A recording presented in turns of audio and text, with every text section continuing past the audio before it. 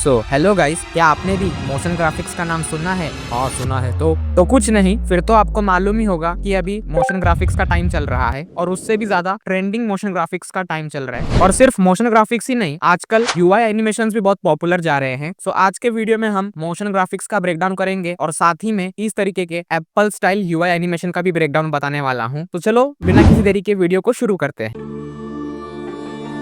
तरीके के trending motion graphics को बनाने के लिए आपको सबसे पहले अलाइट मोशन में न्यू प्रोजेक्ट क्रिएट कर लेना है। क्रिएट करने के बाद आपको एक रेक्टेंगल लेयर इंपोर्ट करनी है, उसको स्केच कर देना है अपने फ्रेम में।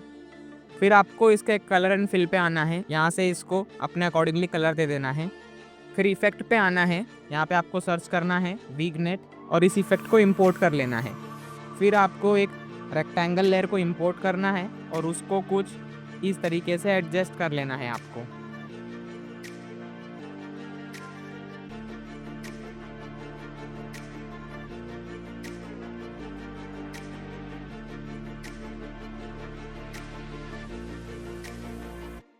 एडजस्ट करने के बाद एक सर्कल शेप को इंपोर्ट करना है, उसकी साइज़ को छोटी करनी है और इस रेक्टेंगल बार के अंदर एडजस्ट कर लेना है। फिर यहाँ से आपको 3 डॉट्स पे क्लिक करना है और यहाँ से कन्वर्ट टू आउटलाइन पे आपको क्लिक करना है। फिर इसके एडिट पॉइंट पे आना है और जिस तरीके से मैं पॉइंट को स्ट्रेच कर रहा हूँ, सिमिलरली आपको ऐसे ही स्ट्रेच कर देना है अपने पॉइंट्स को भी कुछ इस तरीके से। इतना हो जाने के बाद फिर इसके कलर एंड फिल पे आना है, आपको अपने अकॉर्डिंगली कलर दे देना है। फिर इसके इफेक्ट पे आना है, आपको यहाँ पे सर्च करना है गॉसियन ब्लर और इस इफेक्ट को स्टैंडर्ड सेटिंग्स पे इंपोर्ट करना है। स्ट्रेंथ को मैं यहाँ पे अराउंड 430 रख रहा हूँ, आप अपने अकॉर्डिंगली रख सकते हो। फिर मैं इस इफेक्ट को डुप्लीकेट कर लूँगा। फिर रेक्टेंगल के कलर एंड फिल पे आना है आपको और यहाँ पे अपने अकॉर्डिंगली कलर दे देना है।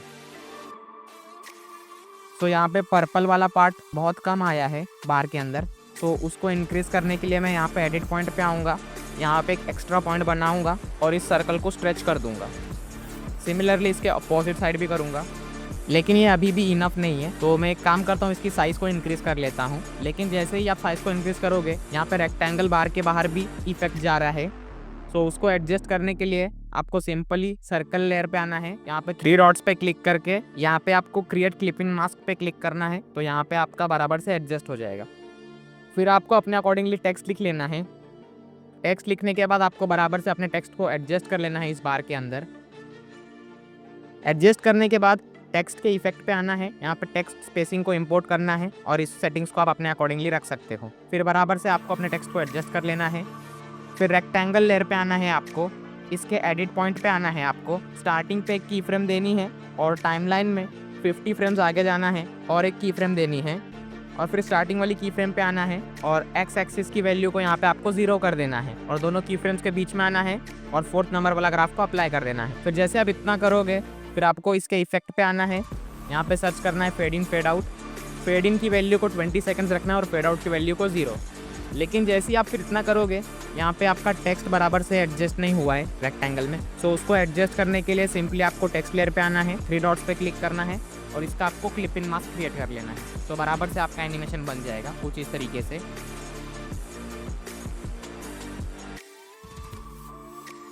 इतना सब होने के बाद फिर आपको एक नल लेयर को इंपोर्ट करना है, सभी लेयर को आपको नल 1 से लिंक कर लेना है। तो मैं फटाफट से लिंक कर देता हूँ।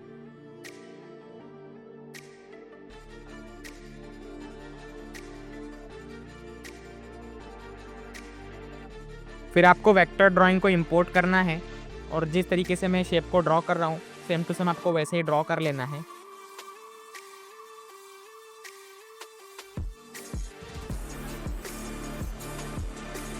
ड्रॉ करने के बाद इसके कलर एंड फिल में आके इसको नन करना है, स्टोक को अनेबल करना है और इसकी स्ट्रेंथ को मैं 5.5 रख रहा हूँ।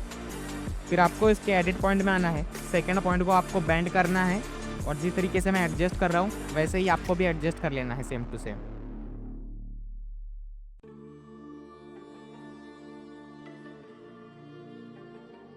सो यहाँ पे मैं अभी आगे का लाइन देख नहीं पा रहा हूँ, सो उसको आपको अगर देखना है तो नल लेयर पे आना है, एक की फ्रेम देनी है और उसको स्टार्टिंग में एडजस्ट करना है, फिर एक और की फ्रेम देनी है और फ्रेम को लेफ्ट हैंड साइड ड्रैग कर देना है। लेकिन उससे पहले आपको शेप लेयर को भी नल 1 से लिंक कर लेना है। फिर जैसे ही आप ड्रैग करोगे तो यहाँ पे आप आगे के पॉइंट्स को आपके देख पाओगे। फिर बराबर से आपको इसको एडजस्ट कर लेना है।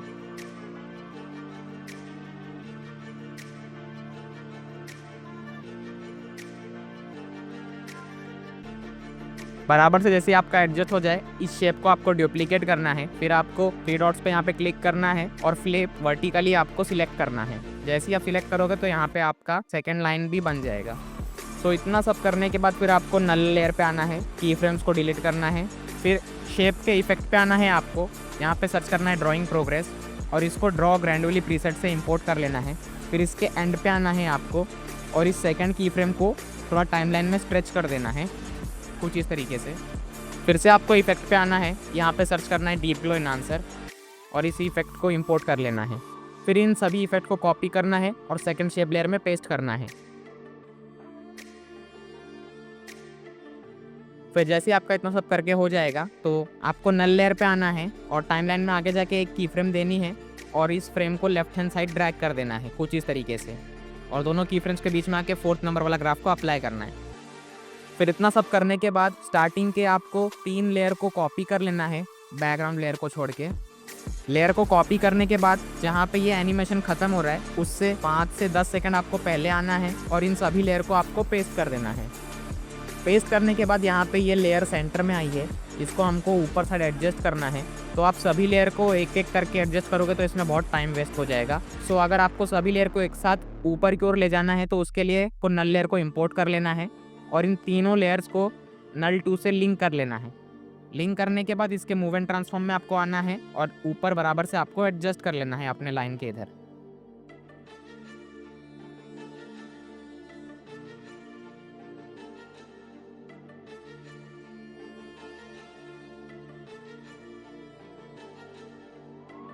सिमिलरली अभी हम नीचे की इधर एनिमेशन दे देते हैं। आपको फिर से इन 3 लेयर को पेस्ट करना है। पेस्ट करने के बाद आपको नल 3 को इंपोर्ट करना है और इन तीनों लेयर को नल 3 से लिंक कर लेना है आपको।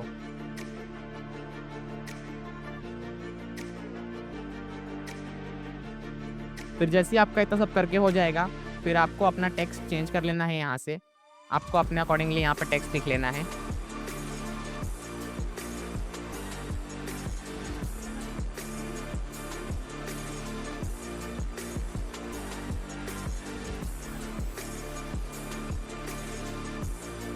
फिर जैसे ही आपका इतना सब करके हो जाएगा तो यहाँ पे आपका smooth viral trending motion graphics कुछ इस तरीके से बन के रेडी है। सो अभी बढ़ते हैं एप्पल स्टाइल यूआई एनिमेशन की ओर।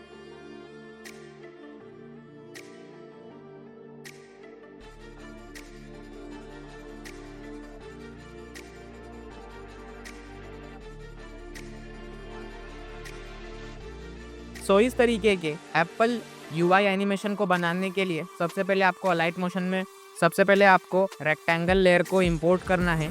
इंपोर्ट करने के बाद इसकी साइज़ को आपको इंक्रीज़ कर लेनी है बराबर से। इंक्रीज़ करने के बाद इसके कलर एंड फिल में आके इसको वाइट कलर देना है आपको। फिर एक सर्कल को इंपोर्ट करना है। सर्कल शेप को इंपोर्ट करने के बाद इसकी साइज़ को इंक्रीज़ करके यहाँ पे ऊपर कुछ इस तरीके से एडजस्ट करना है। फिर इसका एक कलर एंड फिल पे आके यहाँ पे आपको ग्रेडियंट पे आना है। फर्स्ट कलर को आपको अपने अकॉर्डिंगली देना है और ग्रेडियंट को कुछ इस तरीके से एडजस्ट करना है।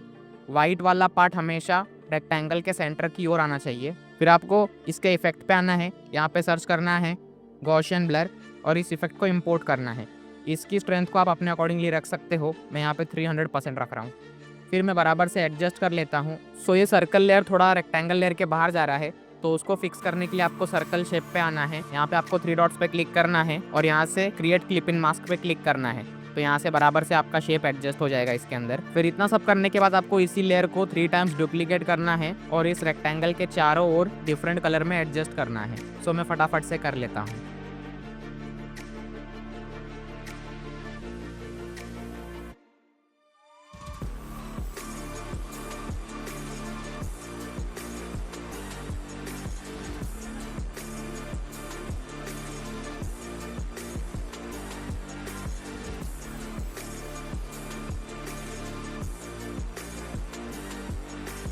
इतना सब करने के बाद फिर आपको एक राउंडेड रेक्टेंगल को इंपोर्ट करना है। इंपोर्ट करने के बाद इस रेक्टेंगल को आपको डुप्लीकेट करना है। डुप्लीकेट करने के बाद इसके कलर एंड फिल पे आना है आपको और इसको ऑरेंज कलर दे देना है। फिर आपको 3 डॉट्स पे क्लिक करके यहाँ से क्रिएट क्लिप इन मास्क पे क्लिक करना है ताकि ये मास्क हो जाए इस शेप में।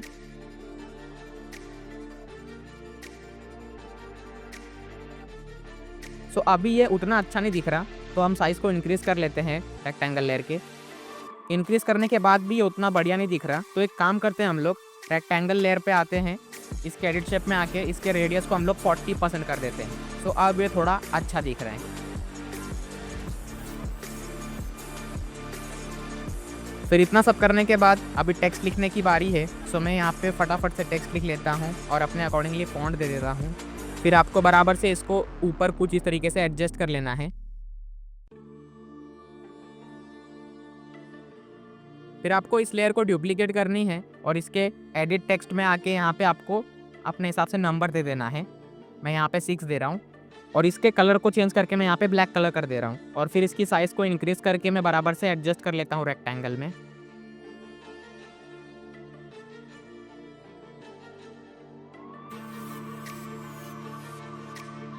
एडजस्ट करने के बाद जो आपका 6 नंबर वाला टेक्स्ट लेयर रहेगा, उसको राउंडेड रेक्टेंगल लेयर के नीचे आपको लाके कुछ इस तरीके से एडजस्ट कर देना है। फिर इतना सब करने के बाद आपको रेक्टेंगल लेयर पे आना है। 30 फ्रेम्स आगे जाने के बाद एक की फ्रेम देनी है और फिर से आपको 30 फ्रेम्स आगे जाना है, एक और की फ्रेम देनी है। फिर आपको पहली वाली की फ्रेम पे आना है, इसको 5 फ्रेम्स पीछे कर देना है आपको और एक और की फ्रेम देनी है और फिर लास्ट की फ्रेम पे आके इसको ड्रैग डाउन कर देना है कुछ इस तरीके से और फिर इस तरीके का ग्राफ को आपको अप्लाई कर देना है।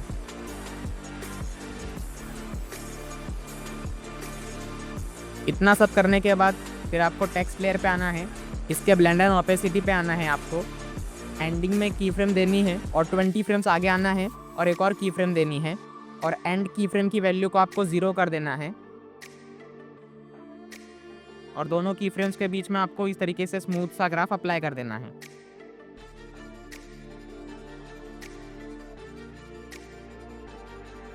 इतना सब करने के बाद फिर जहाँ तक मेरे को एनिमेशन चाहिए रहेगा, मैं वहाँ तक टाइमलाइन को रखूँगा और बाकी की टाइमलाइन को मैं यहाँ से ट्रिम कर देता हूँ सभी लेयर के।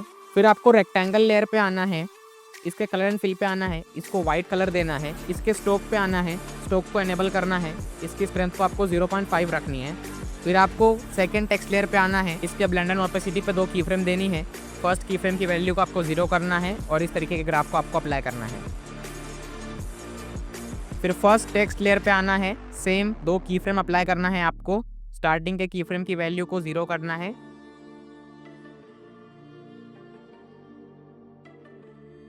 और इस तरीके के ग्राफ को आपको ड्रॉ कर देना है।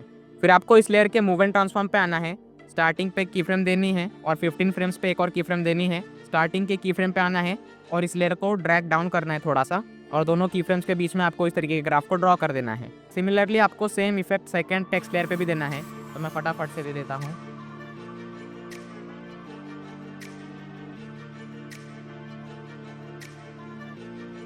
इतना सब करने के बाद फिर आपको रेक्टेंगल लेयर पे आना है, इसके ब्लेंड एंड ओपेसिटी पे आना है आपको, स्टार्टिंग पे की फ्रेम और 15 फ्रेम्स आगे जाके एक और की फ्रेम, स्टार्टिंग की फ्रेम की वैल्यू को 0 करना है और इस तरीके के ग्राफ को आपको ड्रॉ करना है। इतना सब करने के बाद यहाँ पे आपका स्टार्टिंग का एनिमेशन कुछ इस तरीके से बन के रेडी है। सो इतना सब करने के बाद फिर आपको इस प्रोजेक्ट को एक्सपोर्ट कर लेना है। एक्सपोर्ट करने के बाद आपको न्यू प्रोजेक्ट को क्रिएट करना है और जो वीडियो आपने एक्सपोर्ट की थी उसको न्यू प्रोजेक्ट में इंपोर्ट करना है। इंपोर्ट करने के बाद फिर आपको एक रेक्टेंगल लेयर को इंपोर्ट करना है और जो सेंटर में रेक्टेंगल लेयर है थोड़ा बड़ा ही इसके साइज़ को रखना है। मैं यहाँ पे 10 फ्रेम्स बड़ा रख रहा हूँ इसको।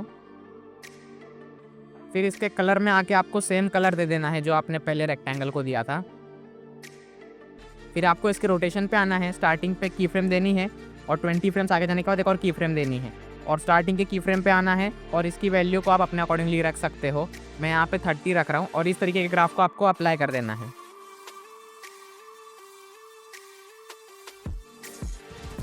फिर आपको एक रेक्टेंगल लेयर को फिर से इंपोर्ट करना है। इंपोर्ट करने के बाद जो इसके बिहाइंड में बड़ा सा रेक्टेंगल है उसके साइज़ जितना आपको इसको एडजस्ट करना है और फिर इस लेयर को सबसे नीचे एडजस्ट करना है आपको और इसका कलर एंड फिल में आके आप अपने अकॉर्डिंगली कलर दे सकते हो। मैं यहाँ पे ग्रे कलर दे रहा हूँ। फिर इतना सब करने के बाद आपको बराबर से अपने लेयर को एनिमेट कर देना है जैसा मैं कर रहा हूँ।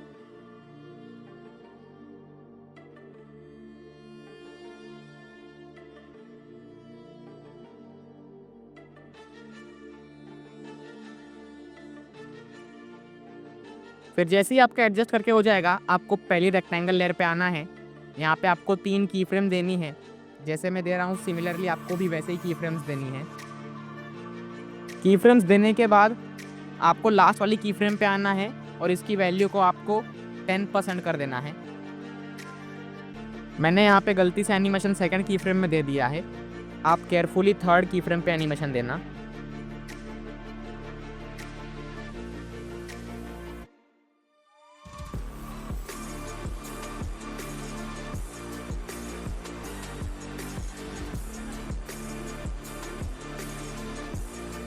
फिर आपको इस रेक्टेंगल लेयर के मूव एंड ट्रांसफॉर्म पे आना है, 3 की फ्रेम देनी है सिमिलरली, और थर्ड की फ्रेम पे आना है और इसको बराबर से अपने अकॉर्डिंगली एडजस्ट कर देना है। और फिर स्मूथ सा 4th नंबर वाला ग्राफ को आपको अप्लाई करना है।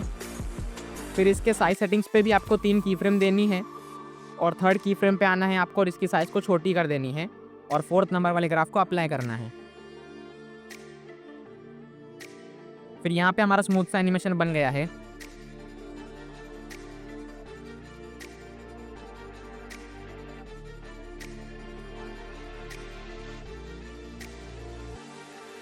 फिर अभी यहाँ पे हम लोग एक सर्कल एनिमेशन देंगे। सो सर्कल एनिमेशन देने के लिए सबसे पहले आपको सर्कल शेप लेयर को इंपोर्ट कर लेना है। इंपोर्ट करने के बाद इसकी साइज़ को आपको छोटी करके बराबर से एडजस्ट कर लेना है।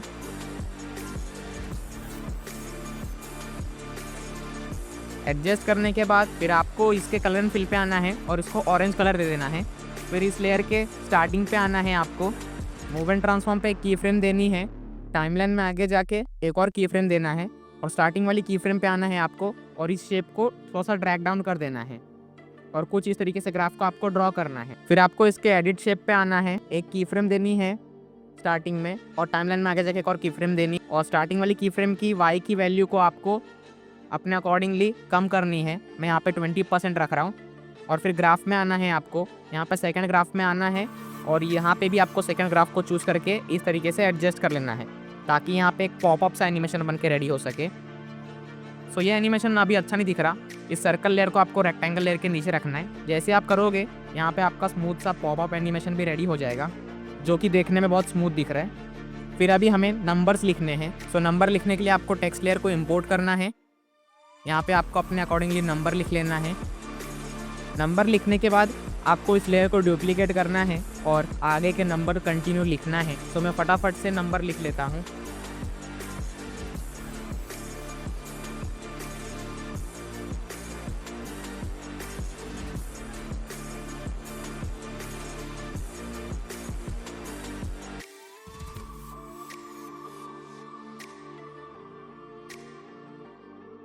फिर जैसे ही आप पूरा नंबर लिख लोगे तो यहाँ पे आप अपने फ्रेम के आगे नहीं जा सकते। सो अगर आपको फ्रेम के आगे नंबर लिखना है तो आपको 3D कैमरा को इंपोर्ट करना है।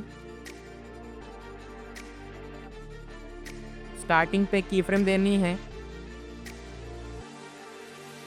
और एक और की फ्रेम देनी है और इस लेयर को लेफ्ट हैंड साइड ड्रैग कर देना है कुछ इस तरीके से।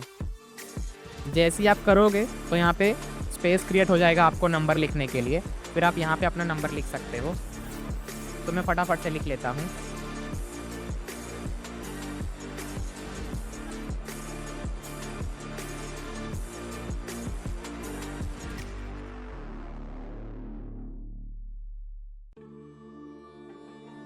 जैसे ही आपका नंबर लिख के हो जाएगा फिर आपको कैमरा वाली लेयर को डिलीट कर देना है। डिलीट करने के बाद फिर आपको नल लेयर को इंपोर्ट करना है। इंपोर्ट करने के बाद आपको सभी लेयर को नल 1 से कनेक्ट कर लेना है टेक्स्ट के।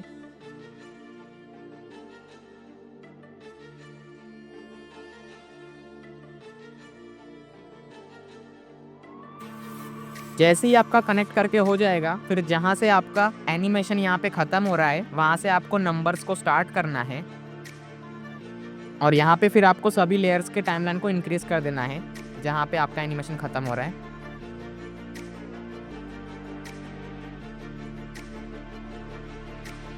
फिर आपको फर्स्ट लेयर पे आना है, इसके ब्लेंड एंड ओपेसिटी पे आना है, स्टार्टिंग पे की फ्रेम देनी है और 20 फ्रेम्स आगे जाने के बाद एक और की फ्रेम देनी है।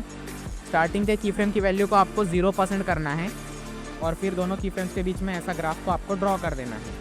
फिर आपको फर्स्ट नंबर वाली लेयर पे आना है, एक की फ्रेम देना है मूव एंड ट्रांसफॉर्म पे और टाइमलाइन में आगे जाके एक और की फ्रेम देना है। स्टार्टिंग वाली की फ्रेम पे आना है आपको और इसको ड्रैग अप कर देना है और दोनों की फ्रेम्स के बीच में आना है आपको और इस तरीके के ग्राफ को अप्लाई कर देना है ताकि यहाँ पे एक इन एनिमेशन बन के रेडी हो सके।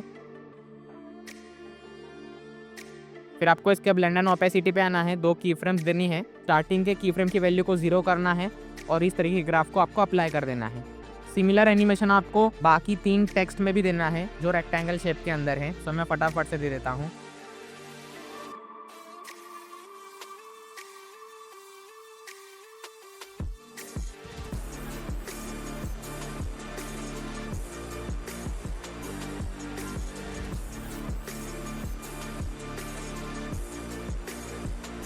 फिर जैसे ही आपका इतना करके हो जाएगा, नल लेयर के मूव एंड ट्रांसफॉर्म पे आना है, 2 की फ्रेम्स देनी है, फिर टाइमलाइन में आगे जाके एक और की फ्रेम देनी है आपको और फिर आपको इस लेयर को लेफ्ट हैंड साइड ड्रैग कर देना है कुछ इस तरीके से। लेकिन यहाँ पे नंबर 14 आ ही नहीं रहा है, लगता है मैंने नंबर 14 टेक्स्ट को लिंक ही नहीं किया। सो मैं फटाफट से लिंक कर लेता हूँ उसको भी।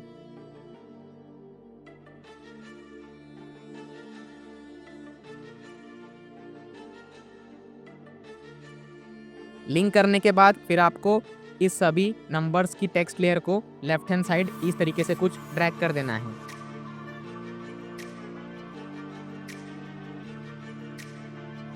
और फिर दोनों की फ्रेम्स के बीच में आना है और इस तरीके के ग्राफ को आपको अप्लाई कर देना है 4th नंबर वाले।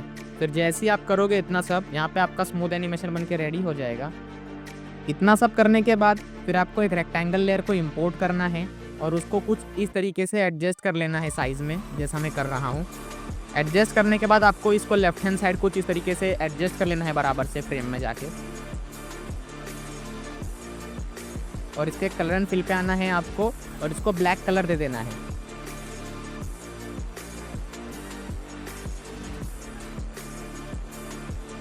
फिर सिमिलरली आपको इस लेयर को डुप्लीकेट करना है और इसके अपोजिट साइड में आपको बराबर से एडजस्ट कर लेना है कुछ इस तरीके से जैसा मैं कर रहा हूँ।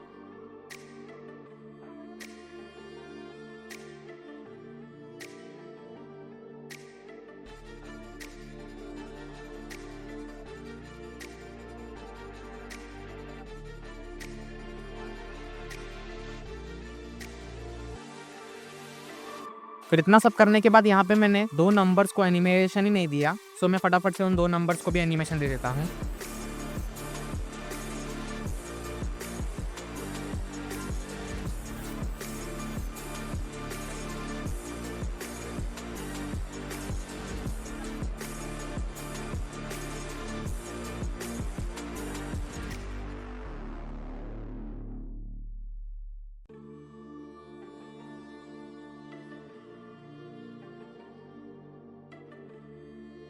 इतना सब करने के बाद अभी हमें यहाँ पे विंड एनिमेशन देना है। सो विंड एनिमेशन देने के लिए यहाँ पे आपको प्लस वाले आइकन पे क्लिक करना है, यहाँ पे आपको लेफ्ट साइड स्लाइड करना है और यहाँ से टीयर ड्रॉप शेप को इंपोर्ट कर लेना है और इसको 90 डिग्री रोटेट कर देना है। फिर आपको इसके साइज को छोटी कर लेनी है और फ्रेम को जूम कर लेना है आपको, ताकि आप अच्छे से एनिमेशन दे सको। फिर यहाँ पे 3 डॉट पे क्लिक करके आपको इसका आउटलाइन क्रिएट करना है और इस शेप को कुछ इस तरीके से एडजस्ट करना है जैसा मैं कर रहा हूँ।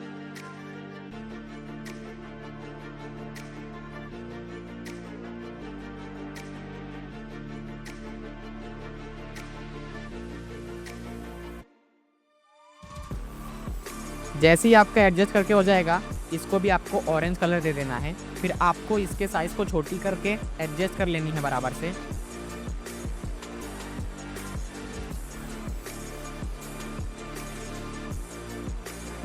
फिर आपको जहाँ तक भी इसको एनिमेशन देना है वहाँ तक टाइमलाइन को रखना है और बाकी के टाइमलाइन को ट्रिम करना है। फिर आपको इसके इफेक्ट पे आना है, fade in fade out effect को इंपोर्ट करना है। फेड इन की वैल्यू को 20 सेकंड्स रखना है और फेड आउट की वैल्यू को 30 सेकंड्स रखना है। फिर इसके मूव एंड ट्रांसफॉर्म पे आके आपको 2 की फ्रेम्स देनी है और फिर टाइमलाइन में आगे जाके एक और की फ्रेम देनी है।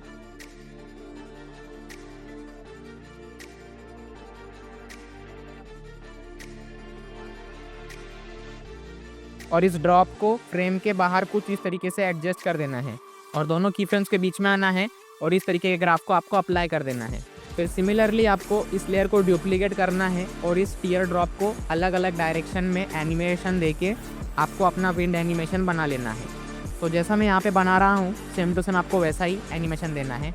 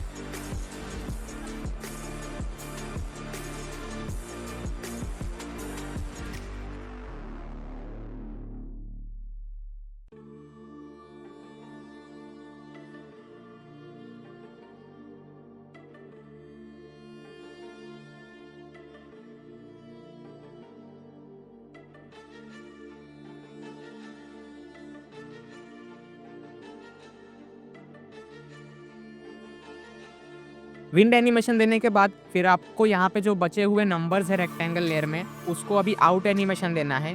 सो आउट एनिमेशन देने के लिए फिर आपको इसके इफेक्ट पे आना है, fade in fade out effect को इंपोर्ट करना है। फेड आउट की वैल्यू को 30 सेकेंड्स रखना है और टाइमलाइन में थोड़ा आगे जाके इस लेयर को ट्रिम कर देनी है। और फिर आपको इस इफेक्ट को कॉपी कर लेना है। फिर यहाँ पे आपको सभी लेयर्स को ट्रिम कर देना है जहाँ तक आपका फर्स्ट लेयर है।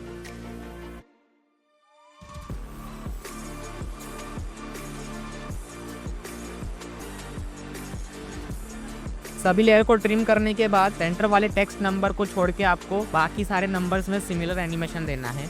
तो मैं फटाफट से दे देता हूँ।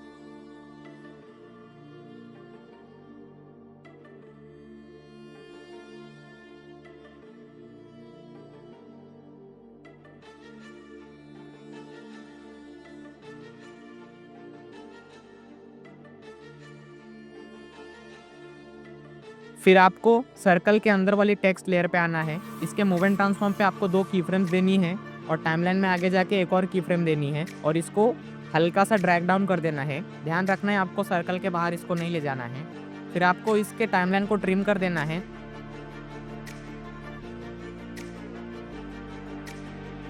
फिर आपको इसके ब्लेंड एंड ओपेसिटी पे आना है, 2 की फ्रेम्स देनी है और एंड की फ्रेम पे आना है और इसकी वैल्यू को आपको 0 करके ग्राफ को कुछ इस तरीके से ड्रॉ कर देना है। जैसे ही आप इतना सब करोगे, यहाँ पे आपका हाफ एप्पल UI एनिमेशन बन के रेडी हो चुका है।